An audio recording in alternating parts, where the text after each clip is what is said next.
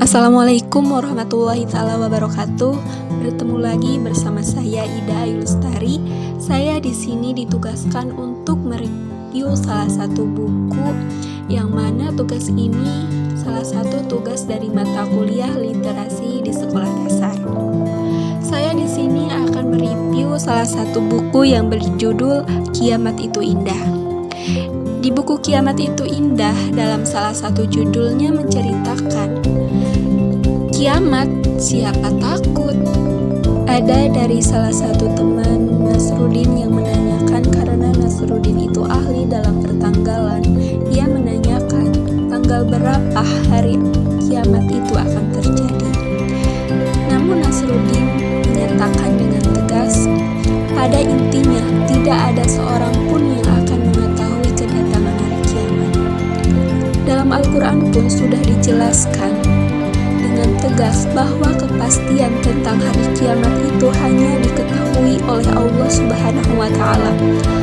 Konteks hari akhir atau kiamat diartikan sebagai hari kebangkitan umat manusia untuk menjalani tahapan berikutnya di akhirat, yang berjuang pada pilihannya, apakah kita akan masuk surga atau masuk neraka. Salah satu ayat Al-Quran yang menyebut hari akhirat sebagai hari kiamat berbunyi, Allah tidak ada Tuhan selain Dia. Sesungguhnya Dia akan mengumpulkan kamu di hari kiamat yang tidak ada keraguan padanya. Quran Surat An-Nisa ayat 87. Bagi orang yang beriman dan beramal soleh, hari kiamat merupakan hari yang ditunggu-tunggu, karena mereka akan mendapatkan kenikmatan yang jauh lebih baik daripada sekedar kenikmatan di alam kubur. Apalagi di dunia, di saat bumi mengalami kehancuran, Allah sudah mempunyai skenario untuk menyelamatkan orang yang beriman dan beramal soleh, baik yang sudah mati maupun yang masih hidup di zaman itu. Ada beberapa nama lain dari hari kiamat itu, diantaranya ada hari pembalasan. Disebut dengan hari pembalasan karena di suatu hari nanti, orang beriman yang beramal soleh akan mendapatkan balasan terhadap kebaikan orang yang telah mereka lakukan di dunia. Yang kedua, ada hari pertemuan.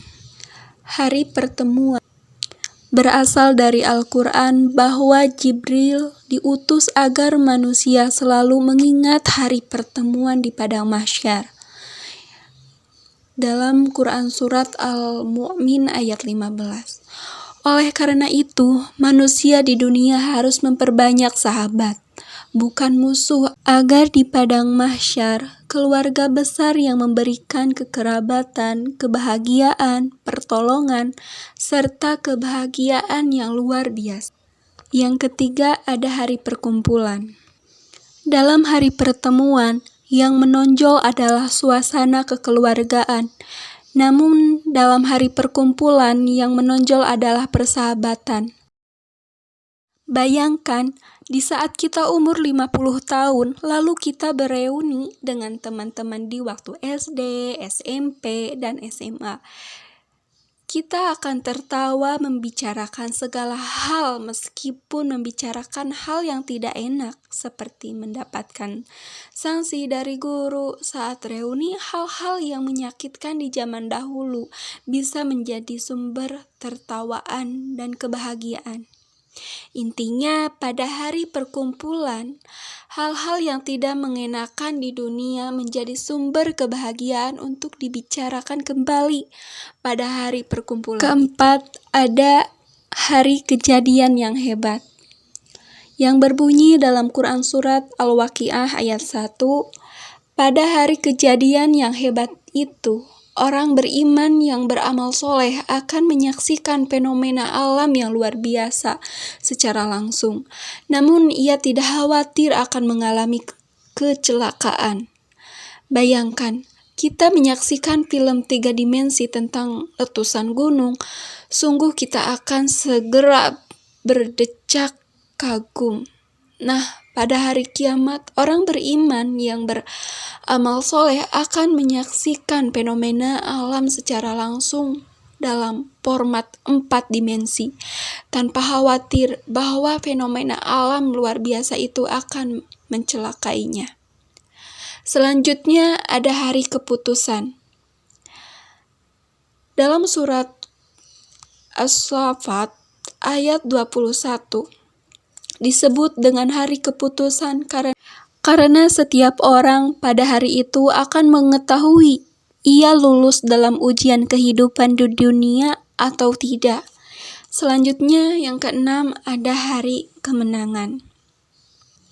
Dalam Quran surat As-Sajdah ayat 29 disebut dengan orang yang beriman yang beramal soleh akan meraih piala kemenangan atas jerih payahnya dalam mempertahankan keimanan dan amal soleh, meskipun untuk itu ia harus menghadapi berbagai macam cobaan dan tantangan.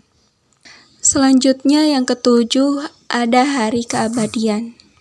Hari keabadian berasal dari ayat Al-Quran, "Masuklah kamu semua dalam surga." Inilah hari keabadian. Ayat 34 dikatakan dengan hari keabadian karena semua makhluk hidup akan menjadi abadi. Tanda-tanda kiamat yang terkait dengan kehidupan manusia bisa dilihat dalam sebuah hadis. Hari kiamat itu mempunyai beberapa tanda. Yang pertama, mulai tampak tidak lakunya jualan di pasar. Kedua, sedikit hujan dan tumbuh-tumbuhan. Ketiga, gibah atau informasi tidak benar tersebar luas. Keempat, riba makanan. Kelima, orang yang berharta diagung-agungkan tanpa melihat itu sebagai hasil korupsi. Misalnya, keenam, suara orang fasik lantang di masjid-masjid. Ketujuh, perzinahan meluas. Kedelapan, orang jahat lebih menonjol dibandingkan orang baik. Hadis riwayat Muslim. Sementara itu, tanda-tanda yang berbentuk alam berdasarkan hadis yang diriwayatkan oleh Muslim dan Abu Daud, hari kiamat setidak-tidaknya mempunyai 2 macam tanda, yaitu keluarnya binatang melata di pagi hari atau waktu duha, serta matahari saat binatang melata sudah keluar dari sarangnya, berarti alam sudah panas sehingga binatang yang bisa hidup di tanah keluar untuk mencari udara yang lebih adem. Sekarang fenomena ini dijadikan salah satu tanda jika akan terjadi letusan gunung atau fenomena alam lain. Insting binatang melata memang jauh lebih baik daripada teknologi manusia dalam memetakan kejadian alam yang luar biasa. Saat matahari terbit dari barat, kiamat berarti sudah datang. Saat itu, semua manusia akan mencari kedatangan hari kiamat. Namun tidak ada gunanya lagi karena pencatatan